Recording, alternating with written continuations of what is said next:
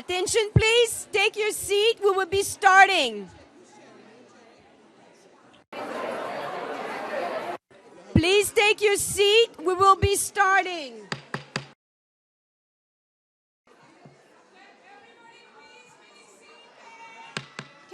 Please take your seats.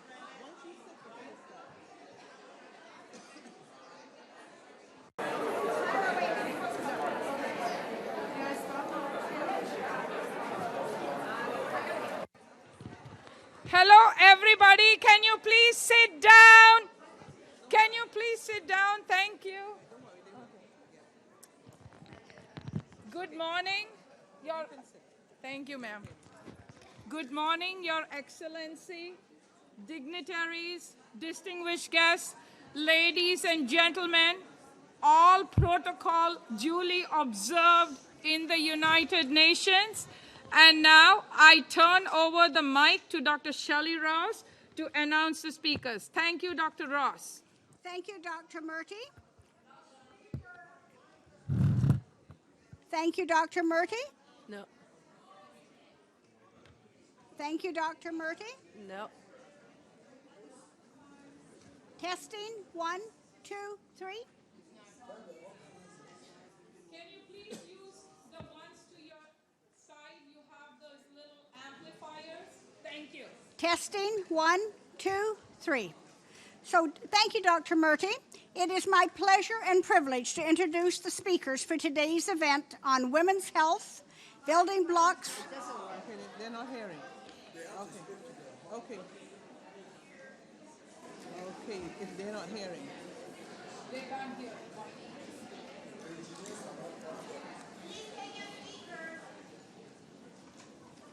We don't see anybody there, so.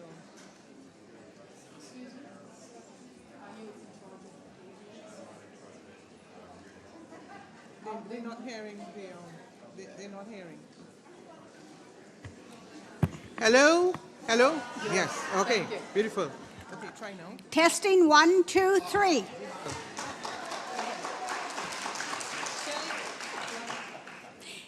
So you want to go again? Thank you, everybody. Can you hear us? Third time is the charm. Thank you so much, Your Excellency, Ambassador Beckles, Mr. Rodrigo, Ambassador Carlos Garcia, Dr. Chantaline Carpenter, distinguished guests, ladies and gentlemen, all protocols observed in this August House of the United Nations. Now, I would like to turn over the program to Dr. Shelley Ross to introduce the speakers. Thank you, Dr. Ross. Thank you, Dr. Murty. It is my pleasure and privilege to introduce the speakers for today's event, Women's Health, Building Blocks for Sustainable Development Goals. I shall not read out the bios as the details are in your program. Let me first invite Her Excellency Ambassador Ms. Penelope Althea Beckles, who is the permanent representative of the Republic of Trinidad and Tobago to the UN, to make her remarks. Among many roles, Ambassador Beckles is currently the president of the Executive Board of UN Women. So, Ambassador Beckles. Thank you very much. Good morning, everyone. Okay, I'm sort of tempted to ask how many of you are here at the UN for the first time? Nice. So let's give a round of applause to the organizers. Great, thanks. Okay, I am just hearing all the chatter and excitement, and I'm really excited to be here. And, you know, it's not an easy topic for us to talk about, women and health, but I really want to thank Dr. Murty for her commitment towards women's health and empowerment, as well as being a driver to generate increased awareness in relation to the importance of women in achieving sustainable development by 2030. Of course, the Permanent Mission of Trinidad and Tobago is quite privileged to be a co-sponsor of this event. And I would like to thank Devita, who's standing there, who has been very instrumental in ensuring that today is a success. It looks easy, but it was not easy to get this organized. So again, Dr. Murty, thank you very much, and thank you to everyone. I would like to begin by underscoring that all SDGs are interconnected, and therefore An integrative approach must be adopted for the attainment of the sustainable development. This also means that SDG 3, good health and well-being, SDG 4, quality education, and SDG 5, gender equality, are interrelated, and the achievement of the targets set out in each goal are equally essential for the attainment of each goal.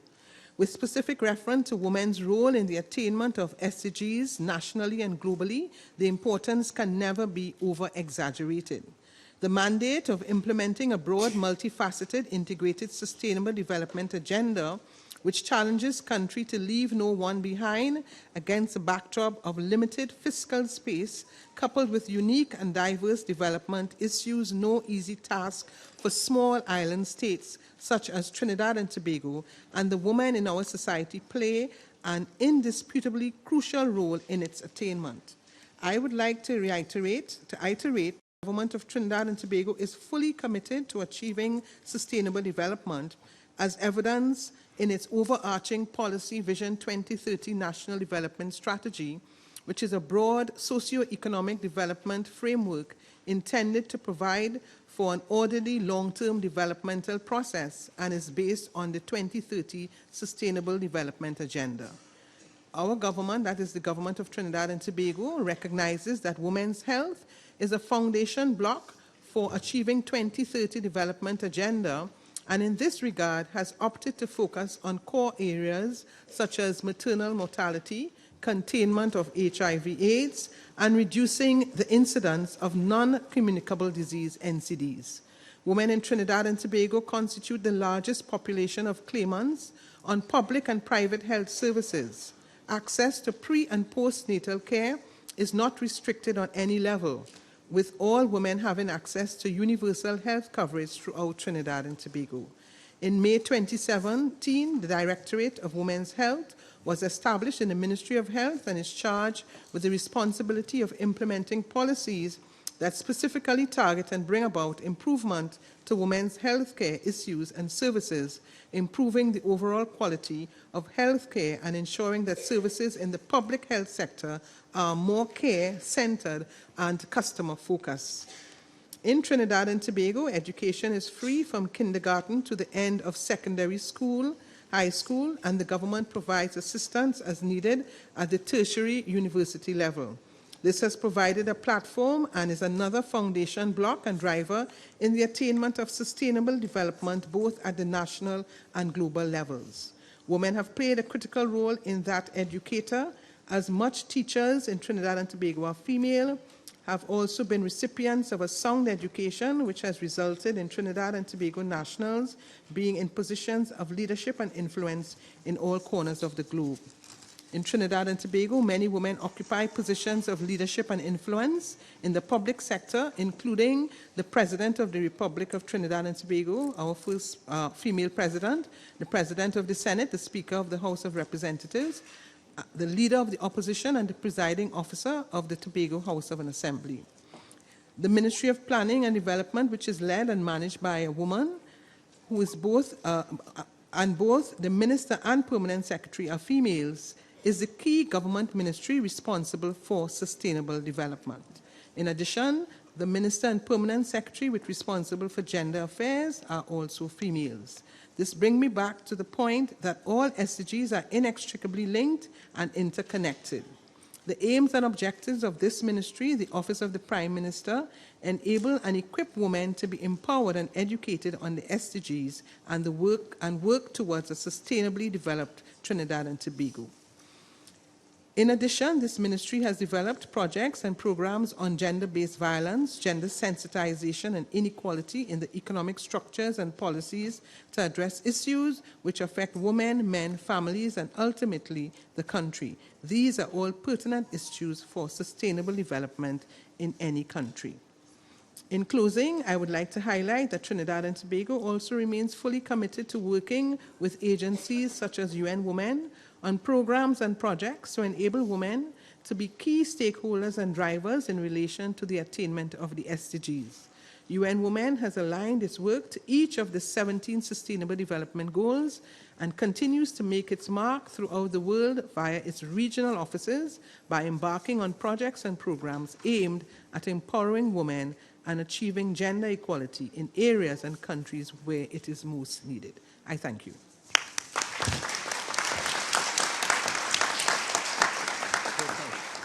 Thank you, Your Excellency. I would now like to invite Mr. Satya Rodrigo, who is the Chargé d'Affaires of the Permanent Mission of the Democratic Socialist Republic of Sri Lanka, to make his remarks. Thank you, Dr. Ross. Madam Ambassador Penelope Beckles, Permanent Representative of Trinidad and Tobago, Ambassador Carlos Garcia, President of UNCTAD, Dr. Chantal Carpentier, Chief of UNCTAD, Dr. Roberta Gebhardt, President of the American Medical Women's Association, Dr. Bettina Flagler, President of the Medical Women's International Association, Dr. Padmini Murthy, Vice President of MWIA North America, Dr. Shelley Ross, Secretary General of MWIA, Your Excellencies, members of the Medical Women's International Association, distinguished guests, panelists, colleagues, and dear friends. Sri Lanka is honored and pleased to be able to co-sponsor this meeting together with the Permanent Mission of Trinidad and Tobago, UNCTAD, and the Medical Women's International Association on the occasion that marks a century of dedicated work of the association. For those that don't know, the island of Sri Lanka was once a port of call on ancient maritime trade routes, straddling the crossroads of east and west. Ships from time immemorial have sailed through our waters to dock before taking cargo across to different destinations. Being an island, we have attracted people from all parts of the world that have nurtured and influenced our country and left its mark from religion, culture, food, customs, law, history, to name a few. As you celebrate your 100th anniversary here in New York, I thought it might be appropriate to highlight a few notable important influences from this part of the world related to issues of health, women, and education in Sri Lanka. How many people here are from New York? I'm sure there's a lot of people, New Yorkers, okay. How many New Yorkers know of a man named Andrew Haswell Green? Anyone? A few? He was a lawyer, civic leader, and a New York city planner, sometimes called the father of Greater New York for his work on the projects for Central Park, the New York Public Library, and the Met, among other projects. I don't know how many people know about his brother, Dr. Samuel Fisk Green. 2 years after completing his medical school in New England, Dr. Green traveled to Sri Lanka, which was at that point called Ceylon, as a young missionary. And in 1847, he established the first private medical school in Sri Lanka, in the north, with 3 medical students. And he taught on a U.S. medical curricula for a 3-year program. He also established the Green Hospital, which is the first medical hospital in Sri Lanka, which still exists today. For over 2 decades, he trained doctors in English, as well as the local language in the north, which is Tamil. In his missionary work, Dr. Green expected students to stay in the village of where he was taught and to help the local community. However, as you all know, there's always a very strong demand for doctors. And when doctors became skilled, they often traveled out of Sri Lanka and even out of the country. So therefore, in order to counter this, quote, early part of a brain drain, he started to teach people in the local language of Tamil. And he even began to translate English Western medical books into Tamil, including the major works such as the Gray's Anatomy. The Colombo Medical School that began later in 1870 is the second oldest medical school in South Asia. In 1892, it opened its doors to females, with 2 young women from the Burgher community entering its field. I believe the U.S. had its first doctor in 1849. The government at that time authorized a separate room for dissecting for the females and a separate tutors, as well as a reading room. These 2 helped pave the way for female doctors to qualify in Sri Lanka. And the first doctor who was qualified was Dr. Elise de Boer from the Burgher community. These early pioneers are the ones who helped pave the way for females to enter the medical profession. The first Sinhalese woman to enter a medical college was Lucy de Abreu in 1902, followed by Mary Ratnayaka. And Dr. Ratnayaka, I understand, was elected president of the Ceylon branch of the British Medical Association in 1934. And I understand was a long-term member of the Medical Women's International Association. The Sri Lanka Medical International Association established in 1887 is the oldest professional medical association in Asia and Australasia. And I'm happy to note that this year the president is a woman. One more example about links between the US and Sri Lanka. Another New England person who played a very strong role to pioneer efforts to educate women, at that point was rather radical, was Mrs. Harriet Winslow. She actually then later on became the great-great-grandmother of the late Secretary of State, John Foster Dulles.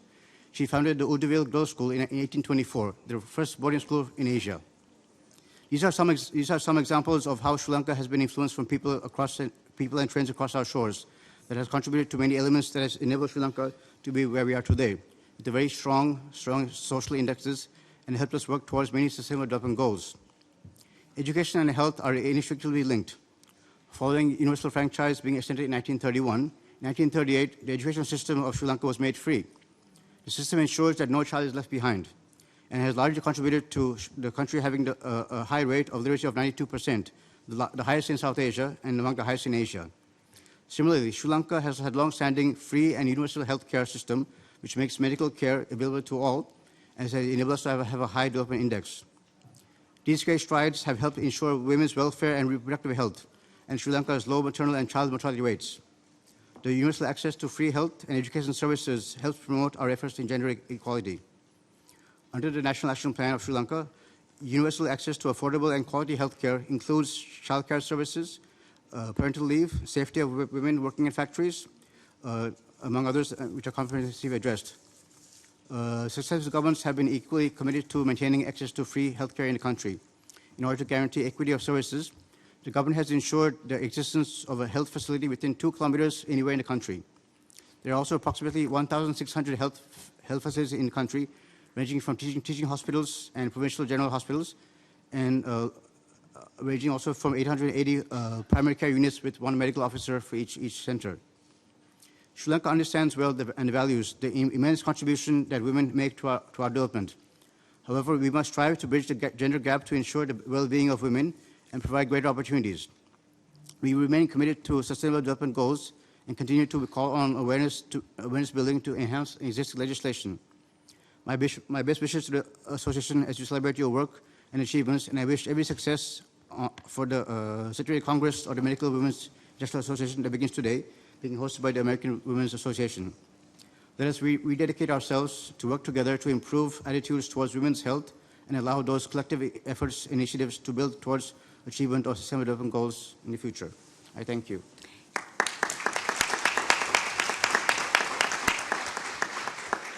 Thank you, Mr. Rodrigo. I would like to invite Dr. Chantaline Carpentier, Chief of the New York office of the UN Conference on Trade and Development, to give her remarks.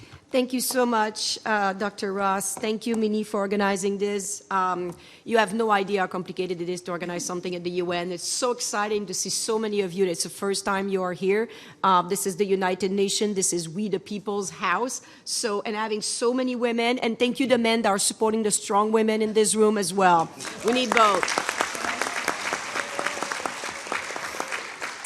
Excellencies, Ms. Beckel, Mr.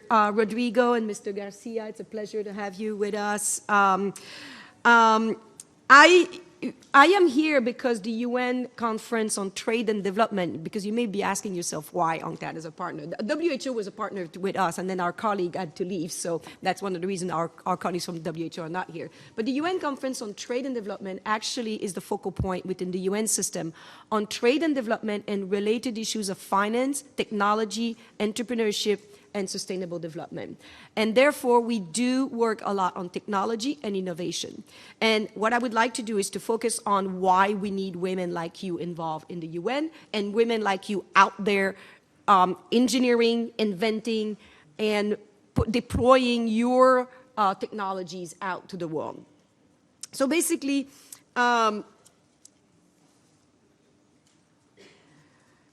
let me start by one other event that we are also supporting that is very important, and we supported earlier this year, which is the International Day of Women and Girls in Science, which is 11-12 February. And I invite you next year to come and join us. And I want to tell you a few things that have come out of this. Over this year and over the next 5 years, we will be focusing on investment in women and girls in science.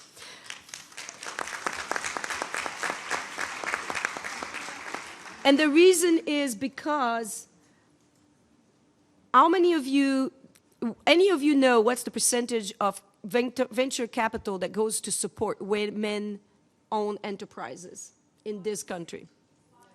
It's actually half of that.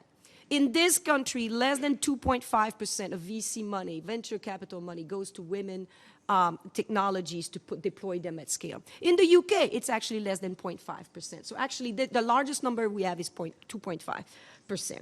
Now, if we know that women do invent and engineer and invest with a purpose more, why is it that we're not investing more in women? And we found out we had women doctors, and some of you are here with us in that room, and we were told that they actually, when they apply for grants, government R&D grant, they actually get less grant than their male colleagues. They also said that whenever they get a innovation out there, they actually sometimes get it stolen by their male colleague or their bosses. And then they have to fight for their right on these things. And therefore, we decided that it's an issue that we need to address heads on if we want to make sure we change the world. And that's the only way, according to us, we're actually going to achieve the SDGs. We, with our colleagues at UN Women, estimate that if we could economically empower women, we could achieve right away about 30% of the SDGs. So what I would like to and then I just want to read to you a quote. There is an outcome document of that International Day of Women and Girls in Science that it was signed up by 83 of our member states. And it reads as this: we urge all government to invest in women and girls in science for inclusive growth in national, regional, and international development agendas, including in new research infrastructure and centers of excellence to foster research and development, encourage the emergence and development of private sector R&D initiatives in order to widen the scope. And I'm reading this because I think it's important. Innovation, which is essential to boost industrialization, women in science, employment, and wealth creation, increase effort in leveraging financing from private sector and other non-traditional sources to complement public funding in order to support investment in women and girls in science and innovation. So this is acknowledged already by 83 of our member states, and we're very delighted. So what did we do? We basically organically, a group of women, we had young girls in that room that were in their teenage year, and they created a platform of girls in science, and they're actually doing their own thing online to promote the SDGs. And we also created a moonshot. And the moonshot is women have to capture 30% of the wealth, and that will be created between now and 2030 in achieving the SDGs. And we're talking here of trillions of dollars. But that won't happen on itself. We all need to work on this. Women need to be going in the STEAM sector. They need to make money. They need to be decision makers at all levels so that we get there. So what we did is we are also the Secretariat on the Commission on Science for Technology and Development, which is held in Geneva every year. So this year we actually focus on two things. One is we pay very little or very little attention to proper, bottom-up, social and inclusive innovation that is often happening by necessity, by a lot of them, by women in rural areas because they have to innovate to solve their problem because the rest of the world is not paying attention. We need to identify these innovations and fund them. We need to scale them up and find funding and financing and business model to be able to support them. We also then, with UN Women, our colleagues, work as a gender lens approach to financing and supporting women in science, technology, innovation, and arts and mathematics. Now, the reason we also worried is because we're also documenting the future of work with our other colleague, ITU and ILO at the UN, and we're very concerned because with the digitalization of the economy, when we start automating a lot of the low-paid jobs, these are held by women in developing countries. So they stand to lose. The job that would be lost will disproportionately be held by women in developing countries. And we know we're going to create jobs, but these jobs will be in the STEM sector. So we need to get more women in the STEM sector, otherwise we're just going to get more inequality and more women that will be left behind. So I just want to conclude by saying two things. So if we need more women in science, we need more women connected. Women are disproportionately less connected, and as the economy is digitalized, they will be left behind if we don't have better connectivity. But to have connectivity, you need electricity. You need affordable, reliable, modern electricity. So we can just, and then Ambassador Beckel mentioned the interdependence amongst the SDGs. So you can't achieve one without addressing several of the other. So thank you so much for the strong women in this room that will help us achieve the SDGs. Thank you.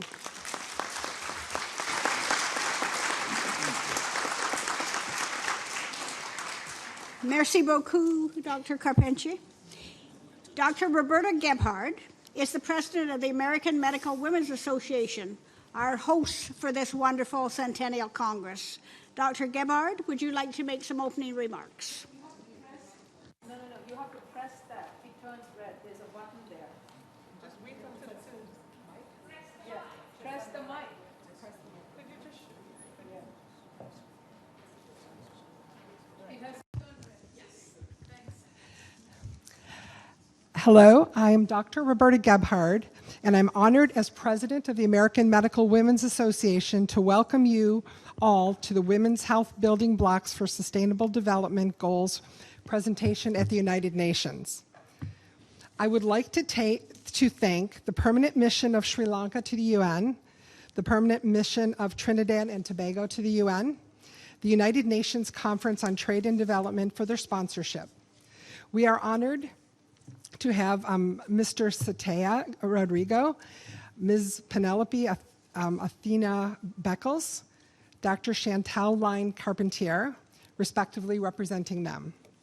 A warm welcome to our speakers, Dr. Vanessa Carey, Dr. Camille Wardrop, Alen, Ambassador Carlos Enrique Garcia, and our distinguished panel, Dr. David Roosevelt, Dr. Jillian Farmer, Ms. Simone Monasibian, Ms. Roshira Gupta, and thank you to Minnie Murthy and Sadi Kaswani for setting up this wonderful event. Dr. Bettina, I cannot say your last name, I'm sorry.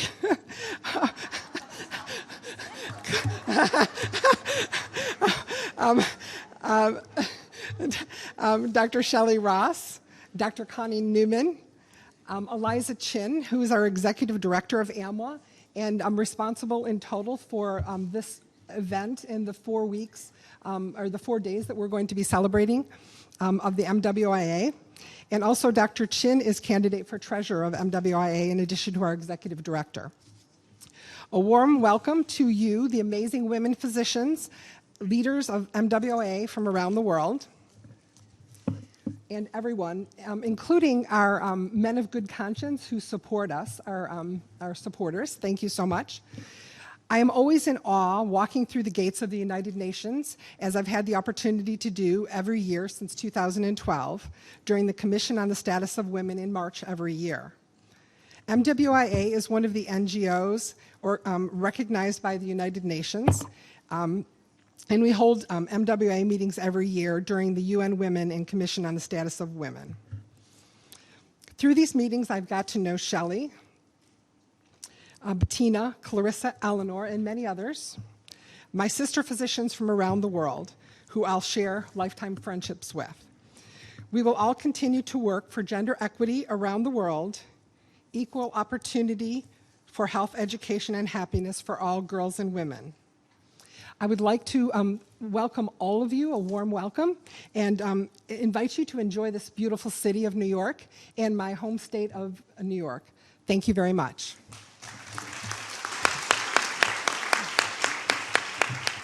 Thank you, Dr. Gebhard. It's now my pleasure to introduce Dr. Bettina Flederer as president of the Medical Women's International Association. If you would like to make your remarks.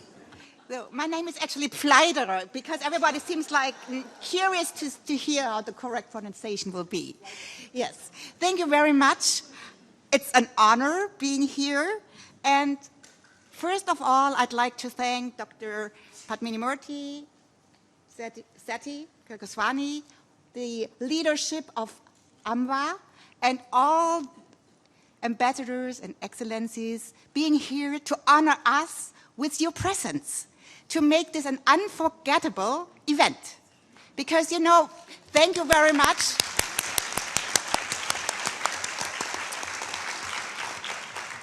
Because, you know, we've come from all over the world, and I have been there already at the UN twice, but many haven't been there.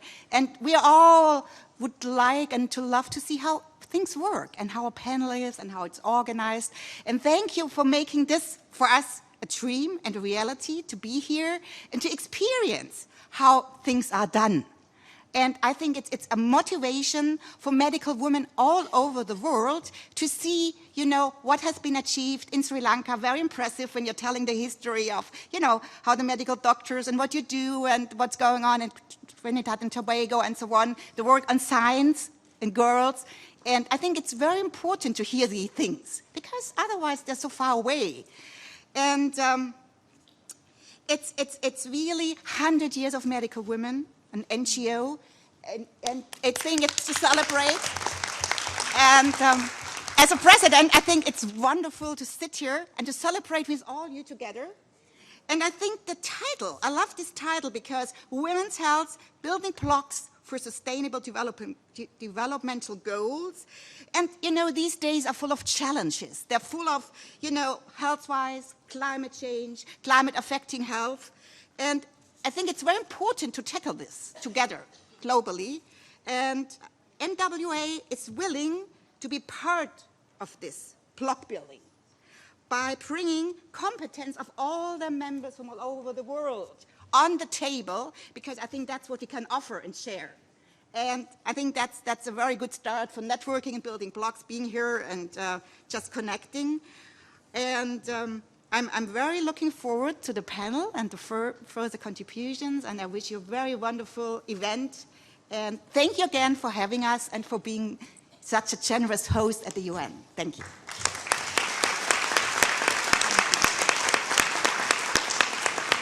Thank you, Dr. Fleider. MWA is pleased and grateful to have Dr. Sadi Gil Keswani as MWA's NGO representative to the United Nations in New York.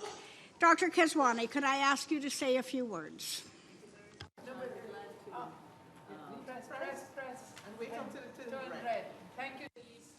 I got it. Thank you very much, Dr. Ross. We are celebrating the 100th birthday of our organization, MWIA. What a better place to start than the UN?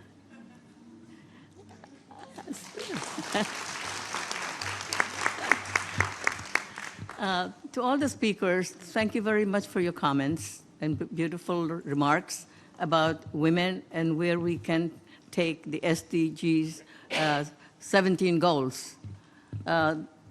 Healthcare is the third goal, and as you said earlier, speaker, that we all have to work together to achieve those goals. And 2030 is just around the corner.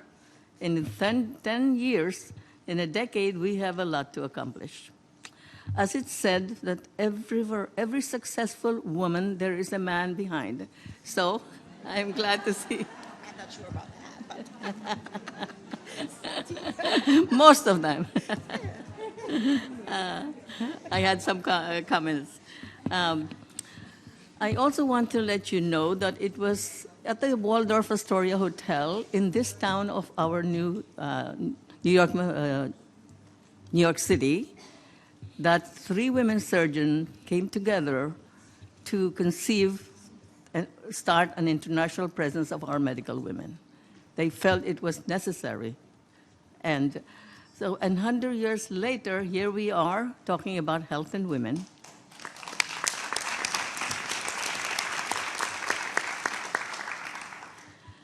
I would like to conclude by saying I thank you very much for allowing us to be here. We are honored, and it's a prestigious to be part of the United Nations system, and we're happy to be your NGO partners. Thank you. Thank you, Dr. Keswani. Dr. Vanessa Carey is CEO of Seed Global Health, and Dr. Carey, it is a pleasure to ask you to address the audience. Good morning. Sorry, is it up? I'm actually using slides because I want to use some visual assistance. I don't know if we can get those up, please. I thought the engineer was good, right? It's connected. It's connected. We just don't know if we can get it to project, but maybe not. So I will just speak and use. So I'll just use this template. But so maybe it's coming up. So thank you for bearing with me. In the interim, I want to take a moment to thank the hosts of this event, as well as all of you, for taking the time, the energy, and making the commitment to come from all the places that you come from to gather and to think and talk and solve some of the major challenges of disparities that we face today around gender. And so one of the things that I want to speak about specifically, I'm a physician. I work at Mass General Hospital in Boston, and one of the things, though, that through my own work that I have come to recognize is the power of people to create change and what that might mean for the healthcare workforce. But I want to start with a very simple concept, which is that health is integrated and fundamental to absolutely everything we try to do. It is necessary to not only survive, but to thrive. And for you to go to school, to go to work, to care for your family, to do all the things that you want to do, you must have your health intact. It is food, it is water, it is fundamental. And when we look at the 17 Sustainable Development Goals, while number 3 explicitly is about good health and well-being, you can look at every single one of those Sustainable Development Goals and you will find a link to health. Poverty and health, the poorer you are, the younger you die. The ability to have access to healthy food and a sustainable landscape and climate is critical to our health. Gender equity relates very much to women's ability to access healthcare services and what the ramifications of that are over generations. So every single Sustainable Development Goal, everything has a link to health. And yet, even within that, if you look at the disparity in the global burden of disease, there's huge disparities about where the burdens of disease are in the world. And if you look at it, the vast majority of disease exists below the equator.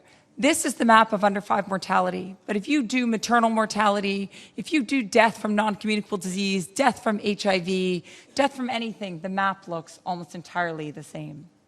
For maternal mortality, 99% of maternal mortality occurs in low and middle income countries. And the vast majority of it is around the 48 hours of labor and delivery. But as we say that, we have to be cognizant of an evolving burden of disease that is now a growing crisis for women, which is that of non-communicable disease. It is now the leading cause of death for women. In fact, 2 out of every 3 deaths in women is caused by a non-communicable disease. Yet there are some very real myths about disease in women.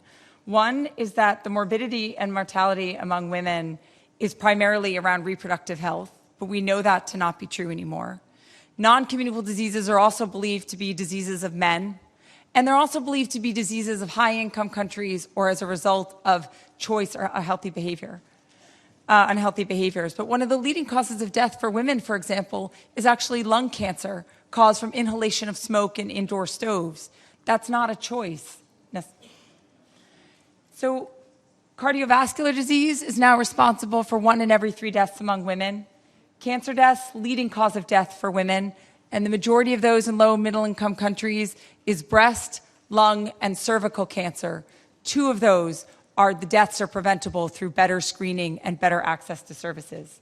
Mental health, the unspoken health burden. Up to 25% of women will experience severe depression during their lifetime at some point. There's also higher morbidity and mortality among women for non-communicable disease, often because of gender discrimination, lack of education, and inability to access services. They bear that disability over years for longer. And women tend to present later because of all those structural barriers to healthcare. So as we look to solutions, we have to realize that women and women in the workforce are critical to those solutions, and that actually investing in women's health is investing in a future for all of us. Women's labor and health contributes up to $3 trillion in the healthcare sector, over half of which, though, goes unpaid. And that if women were paid and were allowed to work at the same rate as men, there would be over $28 trillion added to the global GDP. That is a quarter of our global GDP today. Women's economic empowerment boosts productivity, increases economic diversification and income equality. And studies have shown that when women have access to family planning and contraception, it actually can lead to economic growth, and that if even 1/3 of our contraceptive needs were met, GDP could be increased by up to 12%. It could go up as high as 30 to 40% if all the contraceptive and family planning needs were met. And there's a generational impact. Because it turns out when a mother's health suffers and she dies, her children are less likely to go to school. They're less likely to have, cognitive development, have access to the kind of socioeconomic wellness, well-being, and opportunities that they deserve, and that lasts over decades. But we face a global crisis that we have to understand.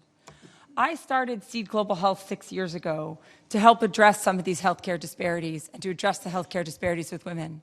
But to get to the fundamental bottom of that, we have to acknowledge that there's a global shortage of healthcare workers around the world, up to 18 million that will grow to 30 million over the next 10 years if we do nothing about it. As you can see, those global disparities are in only particular places. But women make up 17% of the healthcare workforce. So women are central to closing not just the workforce gap, but these women health gaps, because women also provide 70% of the care.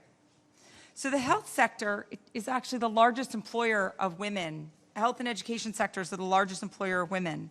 So if we're going to improve gender equity in the global health workforce, it will actually result in widespread social and economic benefits around the world.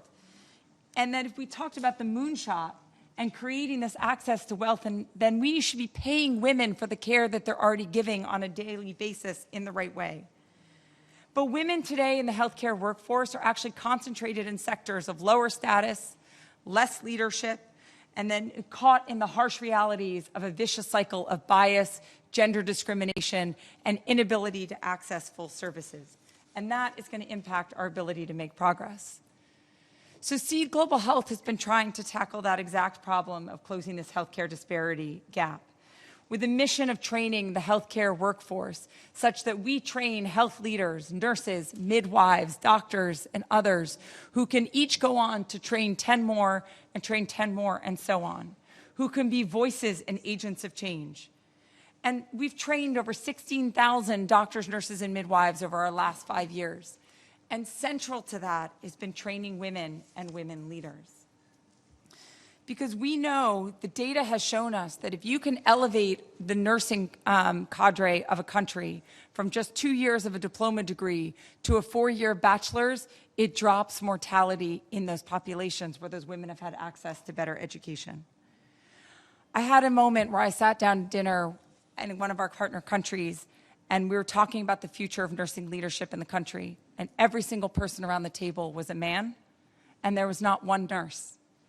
And I challenged them to say, if we're going to talk about nursing leadership, I want you to bring nurses to the table to lead that conversation. And I found out after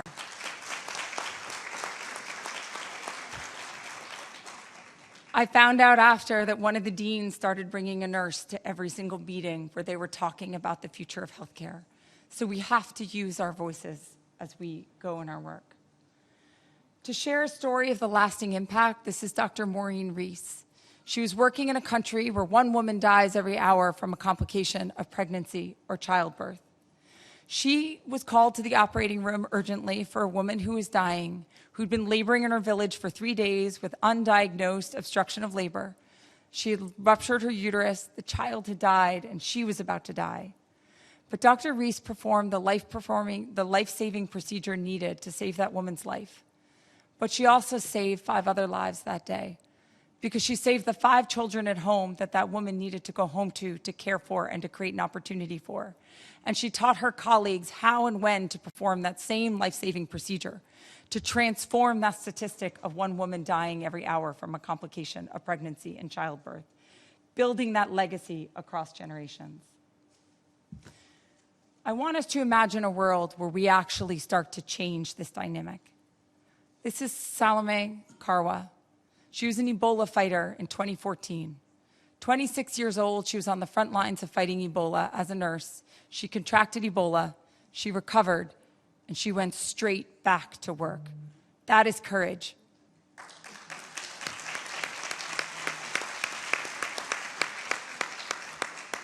She died 2 years later in childbirth because there wasn't a midwife to take care of her. So we are in this room, and every single one of us represents a voice, represents power, and represents the moral courage and energy that we need in this moment in time to define our future. I ask for your help in that, and I thank you for your time.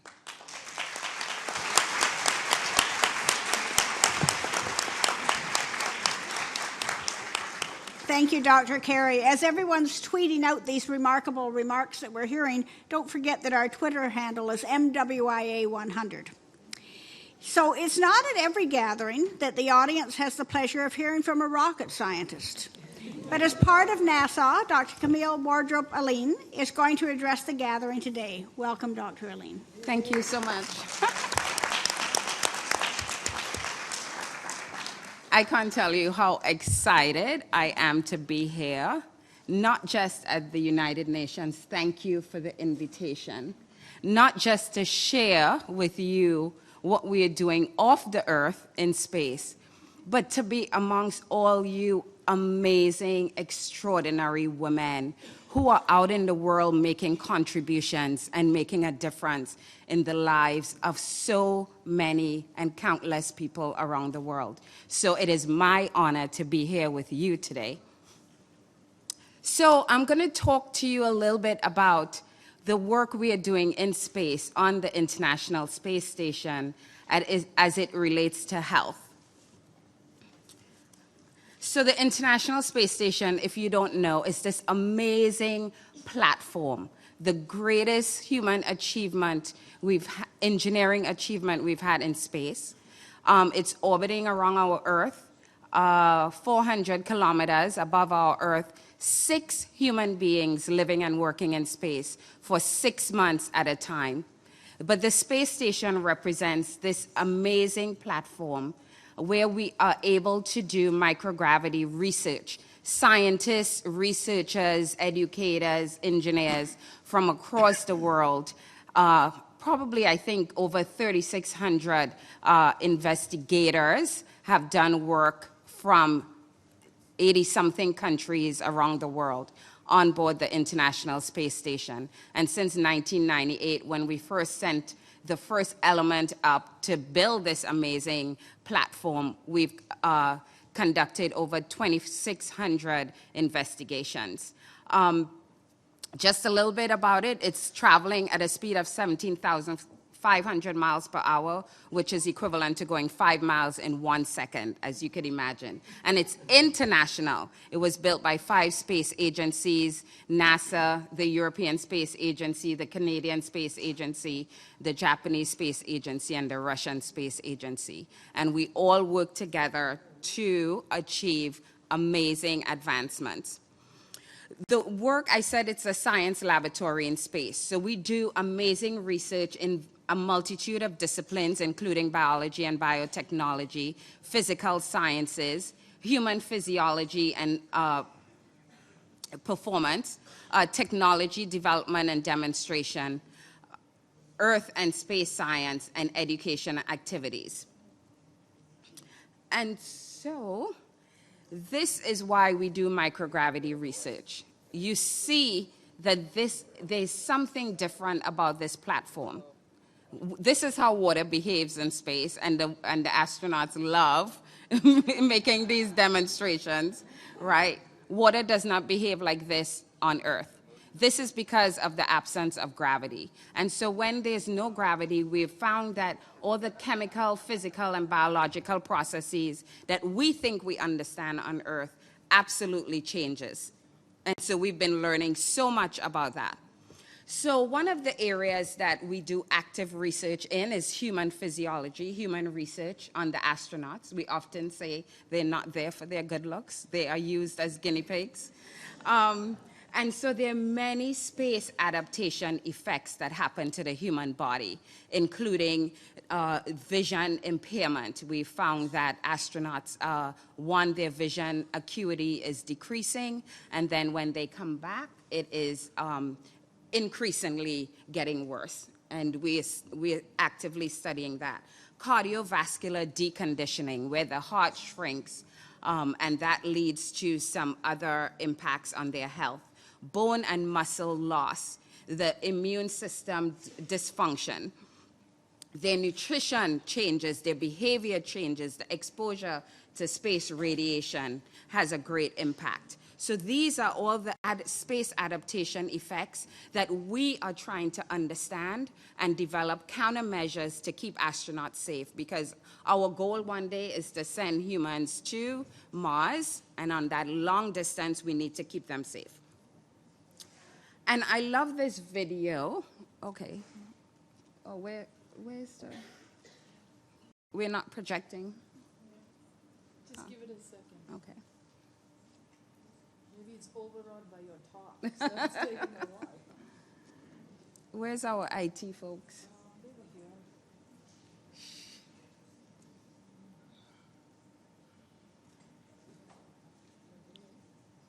Because it was working when It was working. Oh, there we go. in orbit. So this is an amazing video. It's of a spider, okay? But it just shows the impact of even the smallest living organisms and the impact of space and the adaptation back to Earth on all living organisms. So you would see the spider and, you know, it's going after its prey.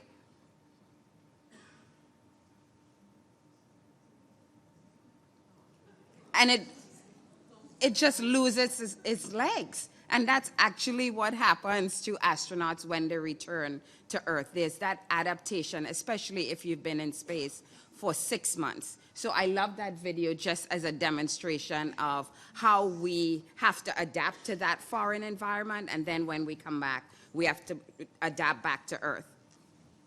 So there are several space effects that affect men and women differently.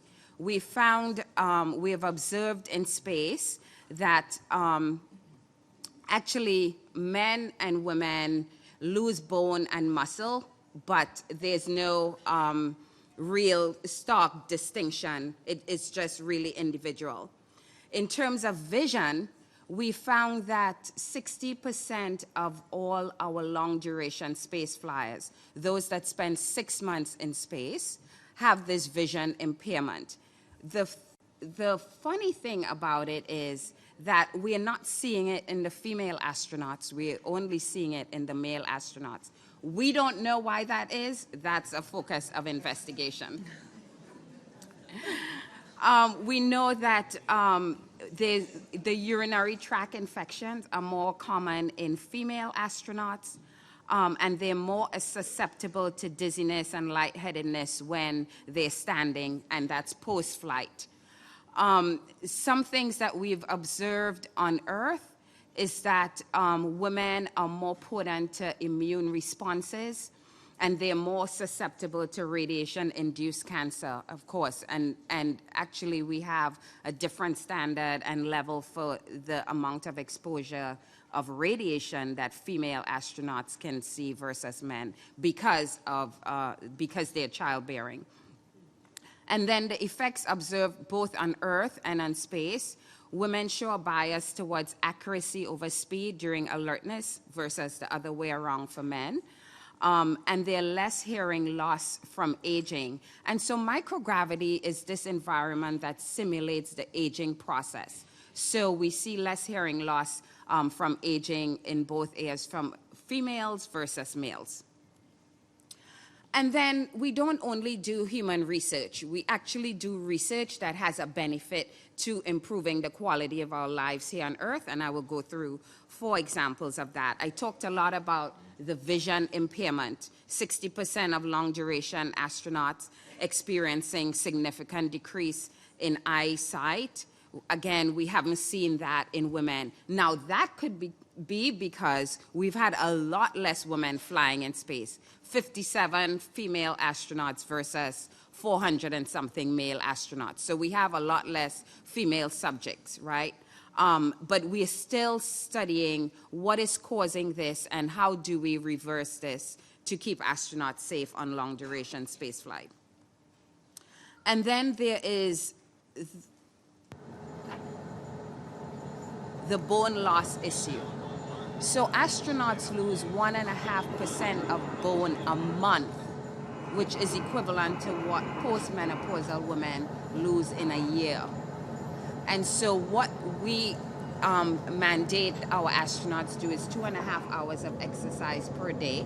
Exercise like this high resistive, using this high resistive, advanced resistive exercise device to keep them healthy, to keep their bones strong and their muscles intact.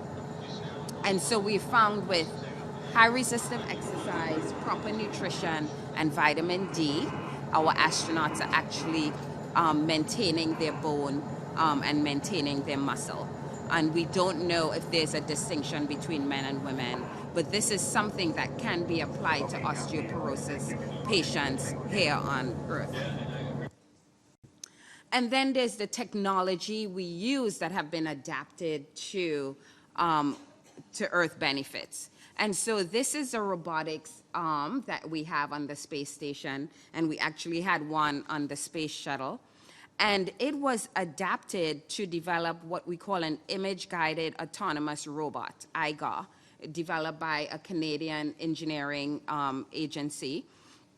And they designed this to work in conjunction with an MRI machine, which can perform high-precision surgery inside the MRI machine and conduct highly sensitive remote biopsies for early breast detection. And they're working on using this for breast cancer treatment. So this is an example of how we can spin off or adapt space technology to health here on Earth.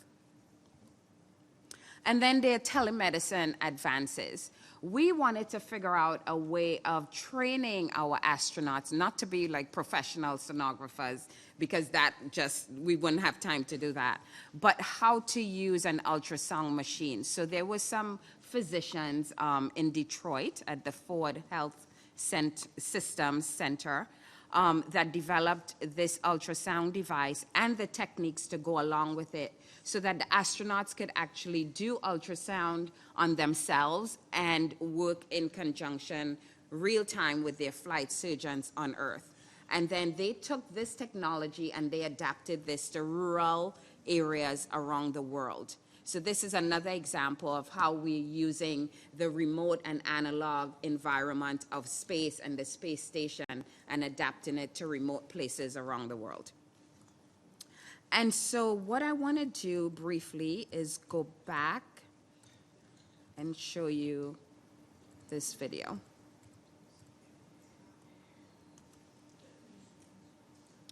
I hope it works. Let's pray it works.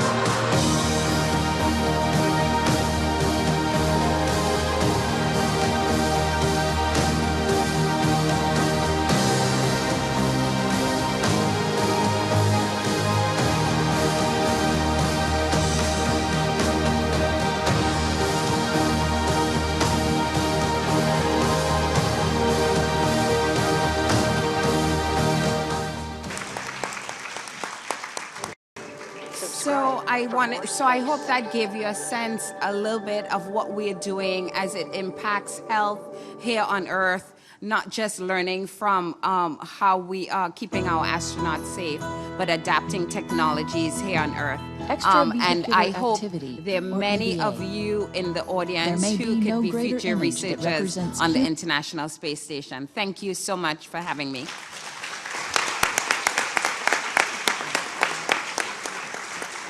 Thank you, Dr. Aline. The MWA has a long association between women and space. As when Dr. Roberta Bondar went to space many years ago, she took a crest of the logo of the Federation of Medical Women of Canada with her. So thank you again. His Excellency Ambassador Carlos Enrique Garcia is President and CEO of OPAD for the UN, USA, Asia, Latin America, and the Caribbean. Could I please invite you to give your remarks? Thank you very much, Dr. Rose, and I also like to thank the co-organizers of this wonderful event. And I also like to thank Dr. Wardrop for contributing to make us dream with this space. But I have to tell you about, I don't want to be the guy who bring you back to Earth, in particular to a tiny country in Central America, which is El Salvador. So it's a big jump. We have to be worried about that. Anyway, I'd like to just introduce you quickly, because I know we are short on time. Reality in most of Central American countries, but in particular El Salvador. El Salvador is a 20,000 square kilometers country with 6 million people. 52% of these total populations are women. So that represents that for our country, women's issues, women empowerment, and of course, women's health issues are relevant, not only for the benefit of women, but also for the health of our own country as well. And I'd just like to share with you some of the challenging factors that, in our view, are contributing to deteriorate sometimes the women's health in our country. Number one is social violence, in particular those related with gangs activities. Why? Very simple. Violence is contributing to deteriorate the health conditions, not only in the territory or the local conditions on the territory, but also impeding that women realize their own health rights and other rights, of course. Second, I believe, is national international migration, just simply because disrupting families are also not contributing to the full enjoyment of women to a healthier standard of living. Third, I would say, is the lack of the state's presence in the whole territory of our country. And this is fully connected with the impact of gangs activities in our own country. Four, I would say there is a weak change of prescription distribution within the national health system. This is a very interesting factor if you think about that, because somebody could say that it's related to a management issue, which I personally believe so, but I will explain a little bit later. It's fully connected with top priorities of people in charge of health, national health system in our country. And third, I would say there is a disconnection on the priorities of women's health with regards to this health management system in our country, in part for two reasons. One, I would say, is corruption. And second, I would say, is related to a mediocre management skills from people who are taking decisions on that. This is very strong, I know, but at the same time it's reality, and we are here to talk about reality. However, I now like to turn into what are the strengths of the factors for women's health in El Salvador. And I need to say this, that there is a new attitude of recent governmental officials since June 1st, 2019, where a new administration took over El Salvador's conducting destiny under the leadership of the new president, Nayib Bukele, who is the first millennial president in the whole history of our country.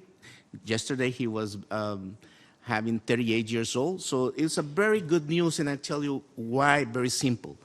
The first thing that he made in order to change this reality is that he has requested, and he is one of the example of that, to work 24 hours, 7 days a day, 7 days a week. And this is very important. It looks kind of crazy, but it's a reality. He has 50 days in power, and there was a very intense change in this kind of management skill within the government. This, of course, has contributed to quickly respond and address the issue of the weakness of the chain of distribution for prescription, that it's represent a very good opportunity for women to have access to prescription in every clinic and hospital within the territory.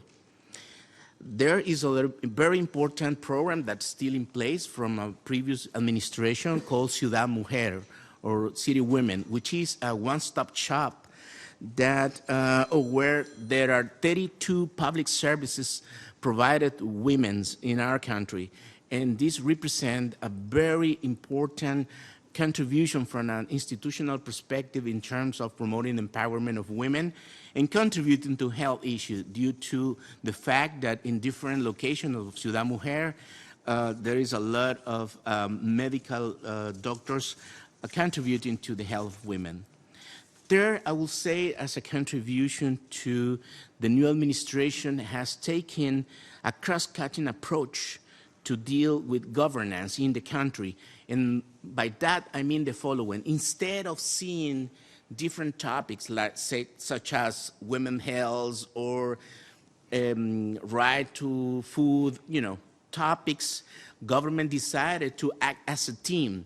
So let's say when Ministry of Health comes to a particular territory to deal with particular issues, immediately there are some other members of the cabinet acting together and coming to provide two things. First, addressing violent issues, and second, trying to recover the social issues regarding that community.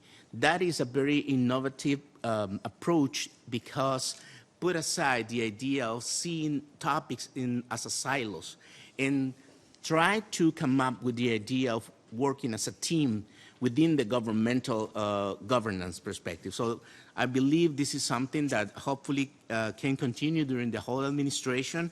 And in my view, result or outcome of this approach should be considered very closely by the United Nations because could produce a change in terms of management skills in our country.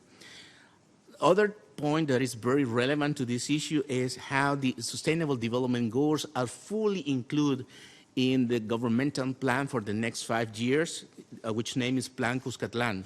This is relevant because for the first time in the history of El Salvador, government decided to fully include within their public policies the SDG approach, which will eventually contribute, of course, to the achievement of the overall situation of the SDGs. And two things to conclude this idea is, first is the legal framework in place, which deals, of course, with the idea of avoiding and fighting violence against women. This is relevant because it's fully connected with violence promoted by gangs in the country, as I say. Education, of course, is a key and continue to be important driving force to empowerment of women. And I would like to say, finally, that the relevance of the improvement of the social violence in the territory due to the implementation of the Territorial Control Plan after 50 days, where El Salvador had between 20 and 25 deaths by day. Last Monday, it was the very first day where was reported 0 death. That is really an improvement. Thank you. And finally, to conclude, I would just like to say something else. In the two previous administrations, the previous administration and the current one, the Minister of Health is a woman. And to me, this represents a very good opportunity for the following. Women is not only, let's say, a skilled and technical medical doctor conducting Ministry of Health, but also provide compassion, sensitivity, and empathy with patients. what I will say is the women or human touch that we need. Thank you.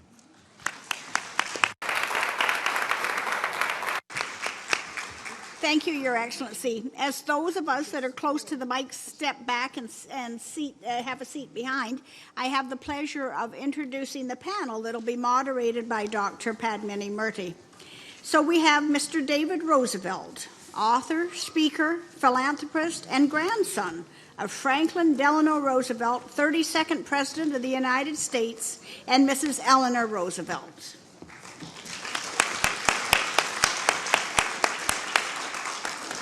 Dr. Jill Ann Farmer, Director, Division of Healthcare Management and Occupational Safety and Health, Office of Support Operations, United Nations. Ms. Simone Monasabian, Director, United Nations Office on Drugs and Crime in New York.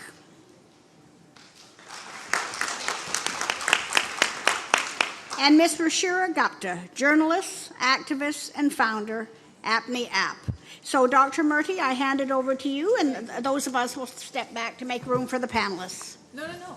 Use that. Only Shelley, you would step back, not. I will step back. Thank you. Thank you. It's not often I get to say that. Ruchira, please. Thank you.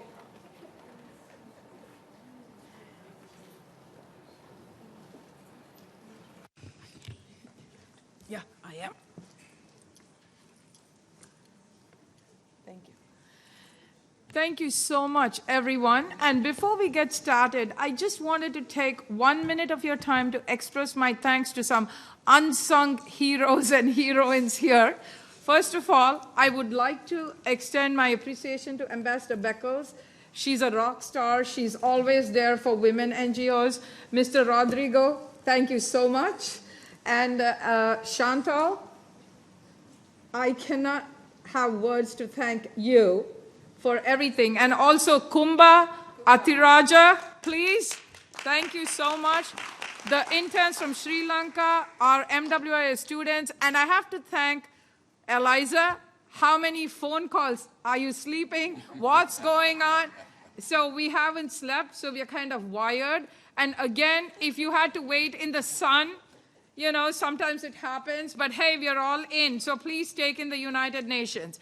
And also, last but not least, my dear daughter Aishu, my husband, who've been patient with me all along.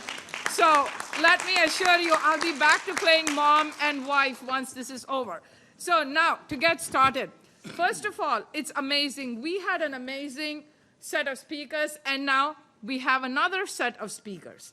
So, Mr. Roosevelt, David, I'm going to start with you. Gender balance, sir, because we are more women on the panel, but we love men. I've been married to one for too long. I don't know how long. But I would just like to say, Mr. Roosevelt, I mean, I've known you over the years. You are our Hyde Park local hero.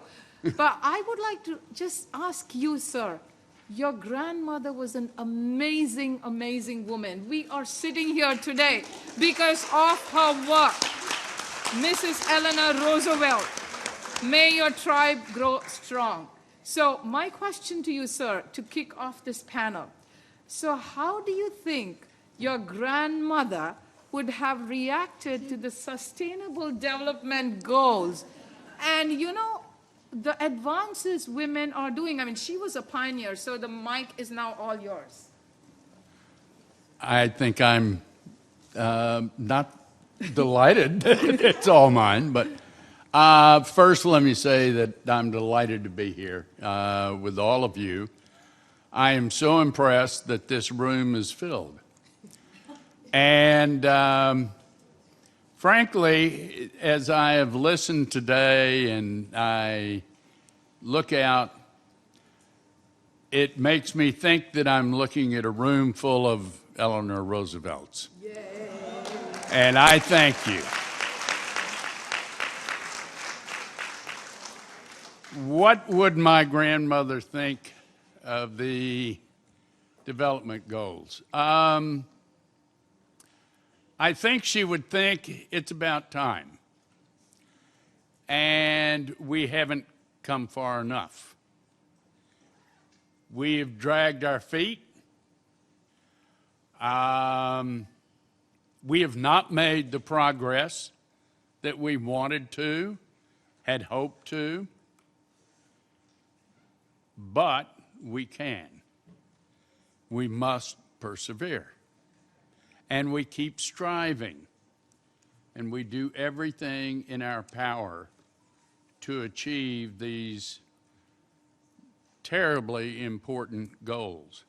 And I think I have to say, in many respects, the United Nations is not what my grandparents had envisioned.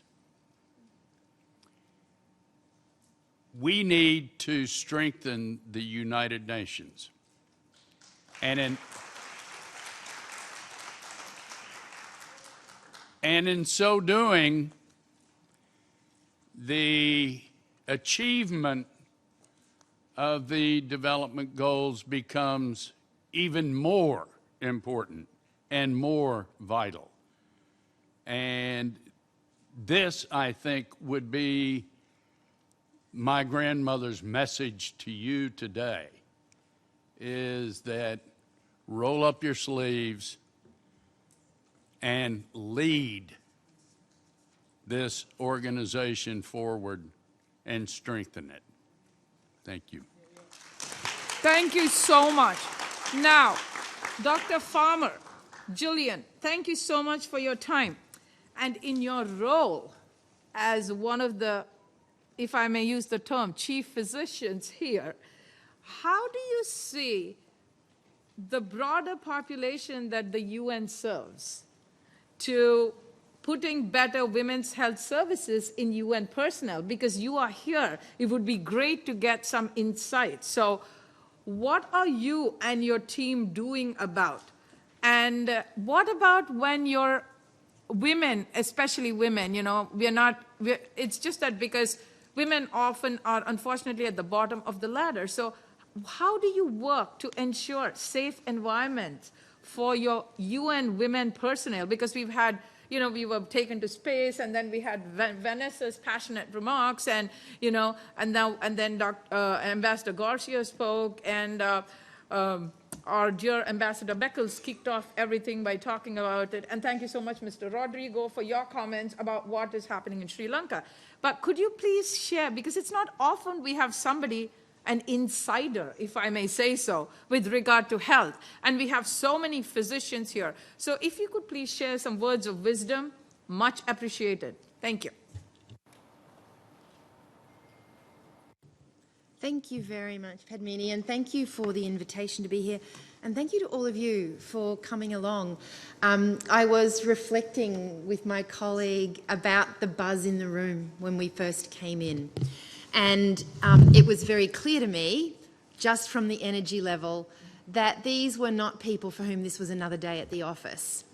So welcome, very welcome into our space. And I continue to be reminded every time I walk past and through the visitors' entrance, and I see the amazing spectacle of the flags at the entrance of the UN and the UN crest in the back of the elevators, that I'm so privileged to work in this amazing space.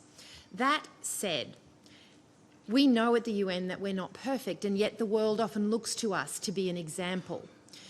And in our work of the UN, in the medical workforce, and I'm sure this goes for all of the other disciplines, the medical workforce is a microcosm of the world. We recruit for diversity. We recruit for geographic and gender diversity, and our medical workforce is therefore a reflection of the broader world. I found it really interesting listening to the comments of the earlier speaker about the disempowerment of nurses and their marginalisation from discussions. Historically, nursing posts at the UN have been classified as general service staff, requiring high school certification only. And that is a profound insult to the professionalism of our nursing colleagues, and is something that I am working to resolve. And we are progressively managing to get nurses hired as professional staff or national professional officers. More fundamentally, access to care for UN personnel throughout the globe continues to be a challenge, not just for women, but for all personnel.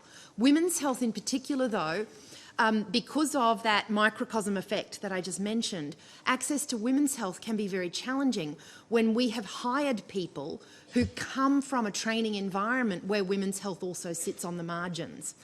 And so we have committed to the development and implementation of a training and development program to make sure that every duty station has access to someone with women's health capability.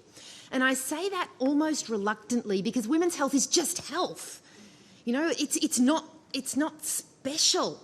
Women's health is health.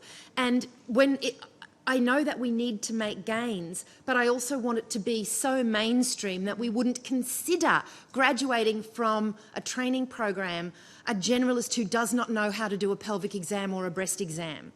We have to completely mainstream this. And so one of the other things that I've been joined by my colleague medical directors of the interagency UN system is in defining mandatory health support elements for all UN personnel. And it took a bit of work, but we managed to get access to women's health services included as an explicit mention in primary care. So now when the UN is looking to contract a primary care service for our personnel to use, we will be expressly examining their capabilities in women's health. So that's going to be a big benefit for us. But why is that important for the broader community? There's this concept that we use in healthcare, and it sounds a bit weird if you're not in healthcare, but it's called normalisation of deviance. And normalisation of deviance is what happens to a healthcare professional when they work for so long in an abnormal environment that they no longer even recognise that it's abnormal. And so what the risk for UN personnel of working for decades in an environment without access to adequate women's health services is that we normalise that and we weaken the passion of our advocacy. So what we want to do is avoid that normalisation. We want to benchmark, we want to set standards, we want to say this is the minimum that our staff and indeed every woman should seek to have or is entitled to have. Thank you so much. Before I ask Simone, and the work Simone does has been amazing as to what the others do. And I just also wanted to thank two more people, and I purposely did not thank them first so that their names don't get lost in translation. Those of you who know me know I have that sense of humor. So I would also like to thank Sonali Samarasinghe personally for helping so much from the Sri Lanka mission, and also Sati Keswani, who's been an amazing mentor to so many of us when I was a young physician many years ago. Thank you. I lost my mom, but I see my mom in you, Auntie Sati. Thank you. Thank you so much. So that being said, Simone, I mean, what you do is amazing. I mean, I've had the privilege of knowing you for so many years. And thank you, so the reason I wanted to ask you before I asked Ruchira, because you were, it's very nice following on what Jillian, thank you for your insights. We learned a lot. Thank you so much. You have a very interesting and a very challenging job. So I'm not going to tell people what it is because I'll let you speak, ma'am. So can you just tell me what are the challenges you face when helping women achieve the SDGs? And when I know Simone, like you can wake her up in the middle of the night and ask her a question and she'll go like, hey, Minnie, give me a second, and she'll have the answer. So Simone, thank you. Well, the reason why we're able to have these answers is because of all of you and people like Minnie who work so hard with us to ensure that we are prepared and that we have the tools that we need. Let me just say that working in the United Nations Office on Drugs and Crime, one might say, what does that have to do with health? And I would say everything. Dealing with drugs, crime, terrorism, corruption are the bread and butter. That's the bread and butter of our work. And if you look at, for example, homicide rates, Women are more often killed by somebody who knows them, whereas men are killed by strangers. And when you're killed by somebody in your family or somebody who is a partner of yours or whom you know, the kind of impact that has not only on you but on your family and your loved ones is very different. When you look at drug abuse, when men are put in jail because of drug trafficking or drug abuse, the family oftentimes rallies behind them and helps them when they're in jail and reintegrates them into society. When it's a woman, the stigma is there and nobody can overcome that stigma, and she's left alone in jail without anything, be it from tampons and sanitary napkins to an opportunity to start a new life when she comes out of jail. One thing I'll talk about right now is taking us back to space again, since we started in space, how we have to look at cybercrime and cyber threats to health. One of the issues that I work very closely on and have had the privilege to work with Ruchira Gupta on is trafficking in persons. And would you believe that 3 of the Sustainable Development Goals expressly mention the need to combat trafficking in persons in the goals? Goal 5.2 on trafficking in women and girls, Goal 8.7 on forced labor, and Goal 16, that is the goal that deals with peaceful and just societies, and in there it says that we must stop all forms of trafficking in persons. So 3 of the 17 goals expressly say that member states and all of us have to work on stopping trafficking in persons, yet the reports show a 60% increase in detected victims. Now, it may be true that we're better able to detect them, and that may be part of the figure, but part of the figure is also a rise in the trafficking. And today, where does trafficking happen more often than not? Online. More people are trafficked through the internet than outside the internet. And teaching our societies, teaching our children how to safely navigate the internet and telephones and other international communication mechanisms is vital to our children's health, to our own health. And that's something that we need to think about. Right now, when you look at trafficking in persons, it's mostly women and girls who are trafficked, and more often than not, they are trafficked for sexual exploitation. Of course, forced labor is another form of human trafficking, and think about the dirty, disgraceful types of jobs that nobody wants to perform, that those trafficked persons have to perform. If it's a woman, not only will she have to make goods under horrible conditions, but she will also be sexually exploited. So trafficking in persons really is a health issue, and if you read books like Nicholas Kristof's Half the Sky, you will see how it is really very much a health issue, and it is health providers who more often than not may be the first person who comes in contact with a trafficked person.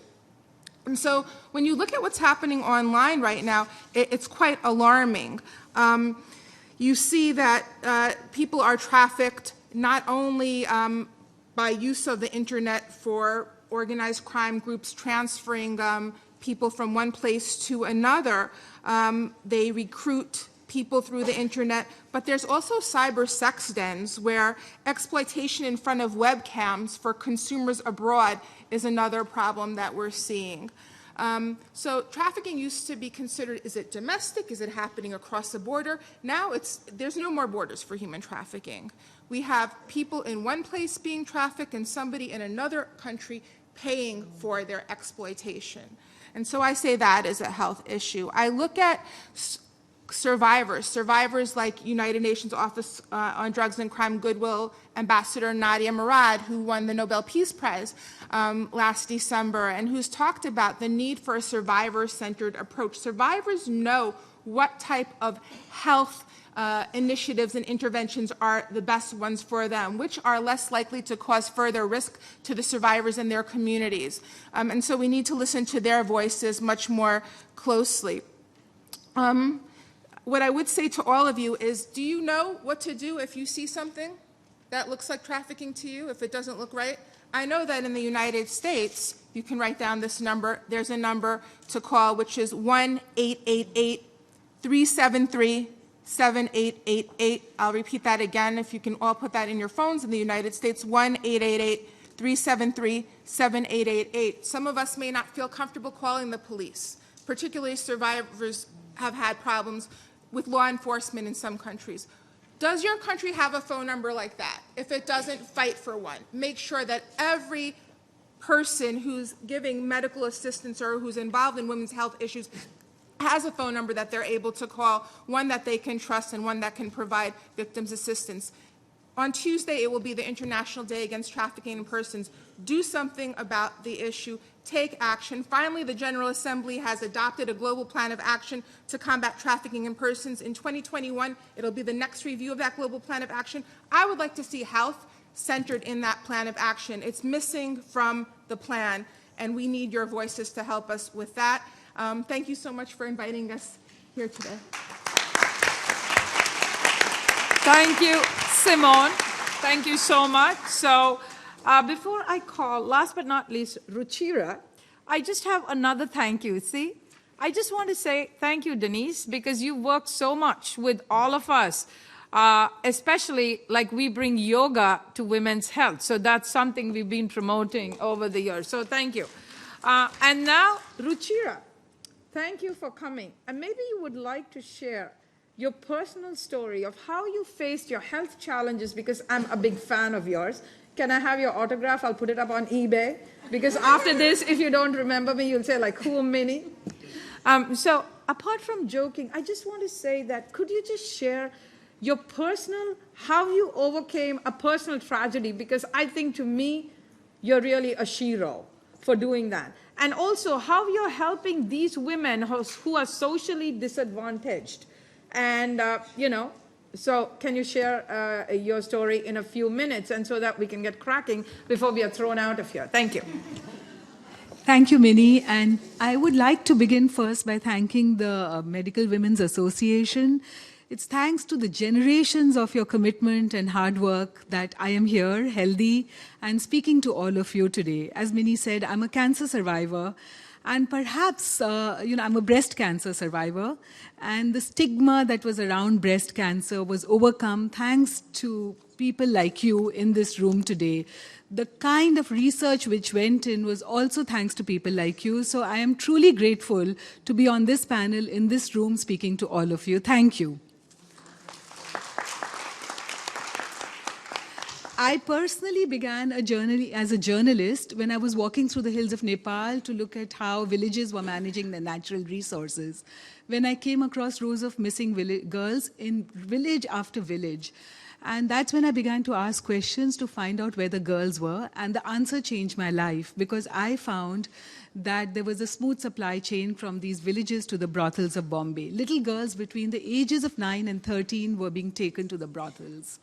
And I had no idea this existed, though I used to be a journalist. I'd covered war, famine, conflict, all kinds of things. But I did not know that this kind of trafficking, and that's the word I use now, existed in my generation, my lifetime, my country, my world. So I began to follow the chain and ended up making a documentary called The Selling of Innocence. And the making of the documentary again changed my life. I won an Emmy, quit journalism, and decided to do something about this issue. Because the hell that I saw inside the brothels, little girls in cages, little girls trapped, being raped by 8 or 10 men every night. Some were fat, some were obese, some were sweaty, some were disease-ridden, and they would just come one after another to these girls and use them up till their bodies were so consumed that they began to suffer from multiple diseases, they began to suffer from psychosocial trauma, they began to depend on drugs and alcohol as a coping mechanism, and finally, they were just thrown out on the sidewalk to die. So mortality rates were really high in these hellholes that I saw, and I felt that I have to do something about it. So I began by starting a small little NGO in a little room in the red light district of Bombay, which has now spread all over India and has served more than 40,000 women and girls.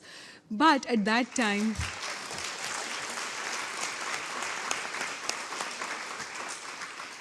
At that time, there was no understanding of this as an issue. There was no UN protocol to end trafficking in persons, which Simone Munasabian guards so fiercely now for all of us. And there was no laws against trafficking in most countries, including here in the United States. So I would go and show my film, and I showed it here in the UN at the Dag Hammarskjöld Auditorium. I showed it at the White House. I showed it in the US Senate to create these laws and policies, which we can now use as a legal infrastructure to take on the traffickers.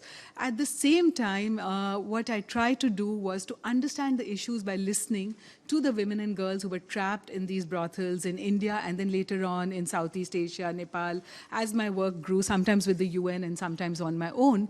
And what I found was that the physical and mental health consequences of trafficking were so devastating that there was no getting out of it. Once a girl was trafficked, not only was she raped 8 or 10 times and sometimes up to 20, 25 times in one day of 24 hours, but also she was forced to stand on the street waiting for a customer. You can imagine, I learned from the women that backaches were common in prostitution. I learned from the women that they were not allowed to cry because they always had to look happy. You know the myth of the happy hooker? It had horribly devastating mental health consequences for them. Anger management, they were allowed to get angry but only on themselves. There were repeated suicide attempts. They would cut themselves all the time. I saw that they began to suffer from insomnia because they had to wait for customers night or day.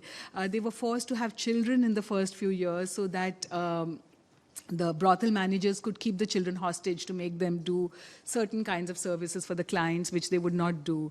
They would have out-of-body experiences by pretending not to be there, and because of that, they would start taking drugs and alcohol. So the range of diseases, most people think HIV, AIDS, and sexually transmitted diseases, but there were many, many more, and it was all interconnected, the physical health consequences and the mental health consequences. So then I began to realize that sexual violence itself is an urgent global health crisis. And it's not just in the Congo, it's right here in the middle of all of us. Because what I saw on the brothels of Bombay, in the brothels of Bombay, I began to see on the streets of New York, in the streets of Atlanta, the 19-year-old standing on a street shivering. She had been sold 19 times from a foster care system, and then she was used up in the same way by a pimp who controlled her. And that's when I began to define this person as the last girl, who was completely deprived not only because she was female, but she was poor, she was a teenager. In America, she was black or Native American. In India, she was Dalit or from a backward class. And that's when I began to also understand that we collectively have to tackle this issue together, and who better than a Medical Women's Association, which has chapters all over the world, and frontline workers who such a person will come to. So today, you know, when we talk about the Sustainable Development Goals, and the panel before me, each one spoke about the interdependence of each goal, we have to remember that the goal SDG 5, which is based on talking about gender equality, has a goal called 5.2, ending violence against women, which includes trafficking. And again, as Simone Munasabian said, that, you know, there are other goals which talk about a peaceful and just society, and a goal called sustainable goal called 18 or 8, I don't know which one it is, which talks about decent work. 8. And these goals are all interconnected, because if we don't think about this last girl and her physical and mental health, and that her prostitution is an absence of choice, and collectively we have to work to make sure that prostitution is not called work, but is really named as violence against women and girls, and we do something about it collectively. Thank you. Thank you so much. Thank you so much, Ruchira. You know, we all could stay here, but unfortunately the clock is ticking. We have a few more things. And before I ask Shelley to come back again for the next part, I would like to just also thank Devita personally from the Trinidad and Tobago Mission, because Devita, I mean, without you, Kumba, and Atraja, this program wouldn't have happened. And I apologize for the 1,000 emails we had over the past 1 week. Ladies, you rock. Thank you. So a round of applause for that excellent panel.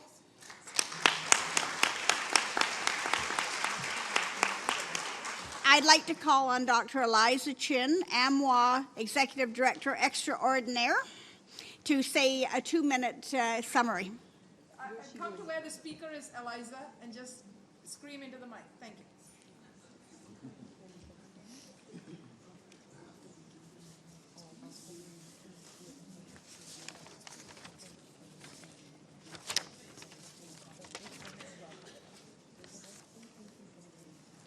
Thank you very much. Can you hear me? Great. So I'm honored just to give a few closing words here. This has been a wonderful, wonderful, amazing panel. I just wanted to thank everyone for participating, wanted to thank the missions for co-sponsoring and UNCTAD. I took some notes here, and I'm just going to read off some of the highlights that I heard today and the words of inspiration that came to me. First, we talked about the power of women as advocates, and especially in a setting like this or at the setting of the Congress, when women come together, how much we can accomplish together. And I want us to remember this as we go into the Congress, what we can achieve together as we share information from our different countries. We also learned of the importance of health, particularly women's health. And how important it is to invest in women's health, because the health of a mother has a great impact on the future of the family. 70% of the workforce is women in the healthcare sector, but the economic sector is also equally important. So it's quite symbolic that UNCTAD is a co-sponsor of this event. We also got to get a glimpse into space. And even though many of us will never be in space and will never study astrology, I think that what the take-home message for me is that it's a different perspective. And when you look at images of microgravity research or images of fire or water, all the basic components that we see here on Earth in a different way, it makes you think differently. And what I'd like to challenge all of us as we go into this Congress is how we can alter our perspective and look at things that we look at every day, but with a different lens. And maybe that's going to be from talking with colleagues from a different country and learning how they treat diseases differently. Maybe it's going to be learning how different groups will approach problems in a different way. We also talked about the importance of access to care. We talked about some of the SDGs. We talked about violence against women and issues of trafficking and how we all need to rise up and do something about it. And then we were all inspired to hear what maybe Eleanor Roosevelt might say if she was here with us today. And I think I got this right. Roll up your sleeves and lead the organization forward. So I'd like us all to take those messages to heart as we continue with this Congress and even as we go back to our own countries after it's done. So I wanted to thank you all very much. Dr. Minnie Murthy, my partner in crime, thank you so much for all the wonderful work you did in putting this panel together.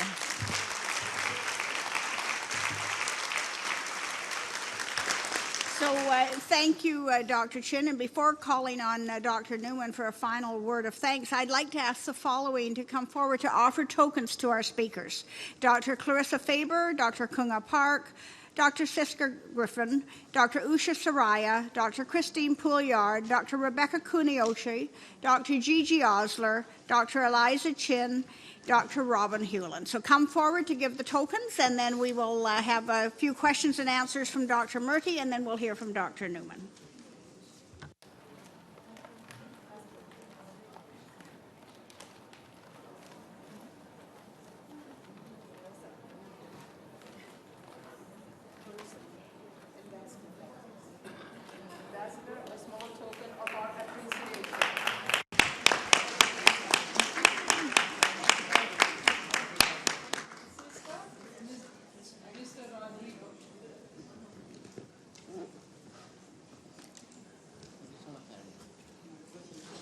Pictures over there. I think the picture probably.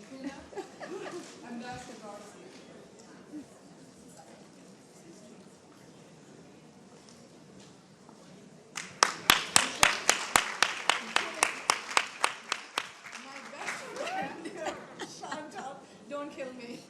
Promise.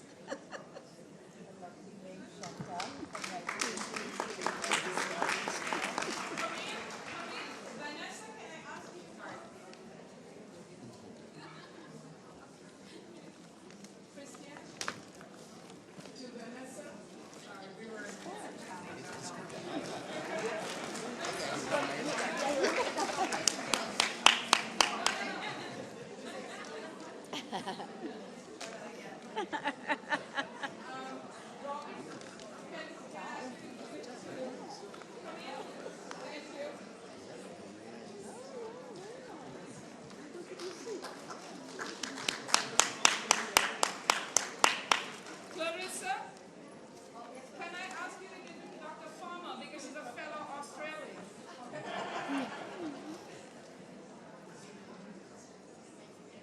And Dr. Hewland.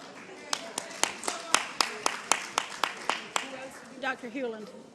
Can I ask you to give this to Simone?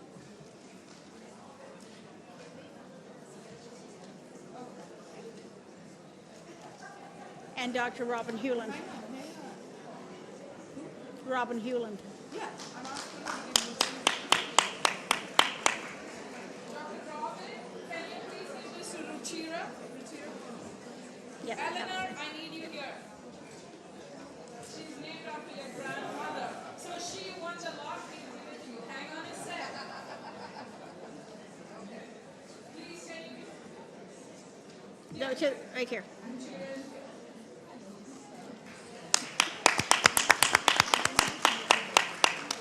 Thank you. Well, I hope you will bear this with pride because it is designed by one of our colleagues. The men, you don't have scarves, you have ties. Now, Eleanor, can you give this to my hometown hero and friend, Mr. David Dugan, because you're named after his grandmother.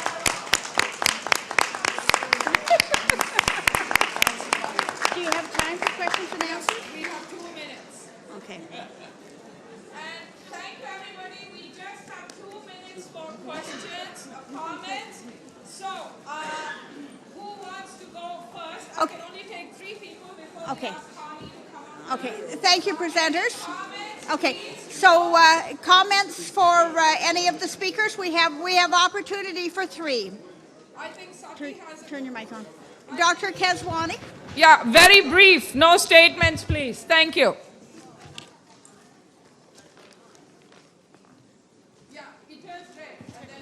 Oh, okay. Just want to tell everybody that if you want to live longer, seek for a female physician. Any other comment or question? Okay, Gay Casper from Australia. Thank you.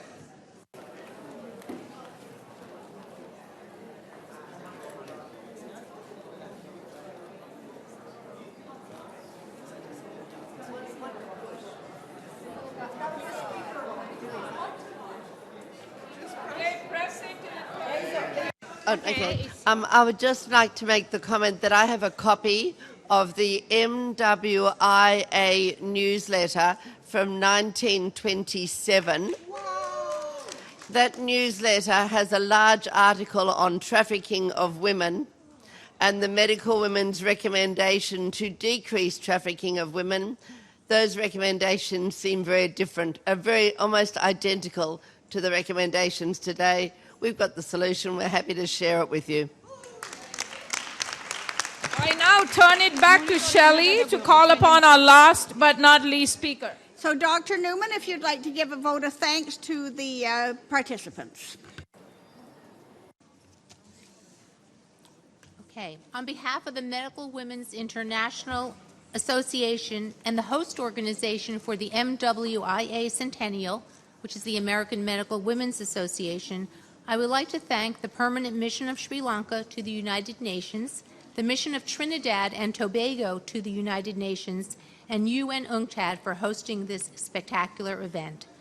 I especially want to thank Her Excellency Ambassador Penelope Althea Beckles, the permanent representative of the Republic of Trinidad and Tobago to the United Nations, Mr. Satya Rodrigo of the Permanent Mission of Sri Lanka to the United Nations, Ms. Sonali Samarsinghe, who's the Minister of the Sri Lanka Mission to the United Nations, and Dr. Chantaline Carpentier of UNCTAD.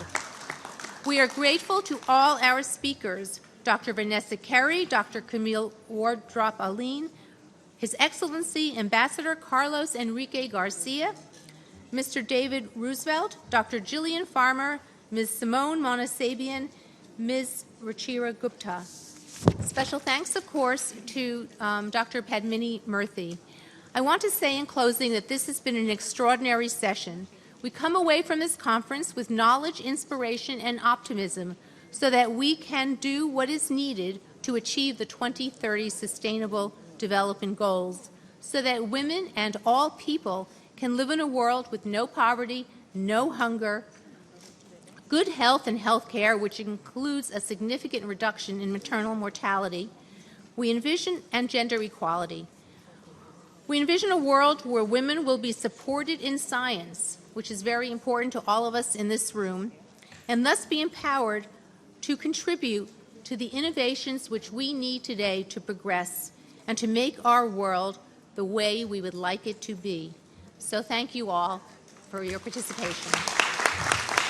Before giving the last word to Dr. Murthy, I want to thank all our speakers, and I hope that for you in the audience, it's your first event at the UN, that it's been a memorable one. So, Dr. Murthy. Thank you so much. I just wanted to say, with your permission, Ambassador Beckles, Mr. Rodrigo, and Dr. Carpentier, the session is now formally closed. And thank you so much. Please join me in giving all of them a big round of applause.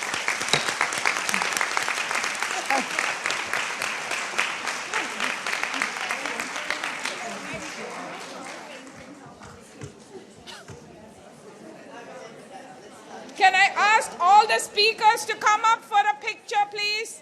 Camille, Vanessa, Camille. If you're signed up for a UN, for a hospital tour afterwards, we will leave from here, meet in front of the UN.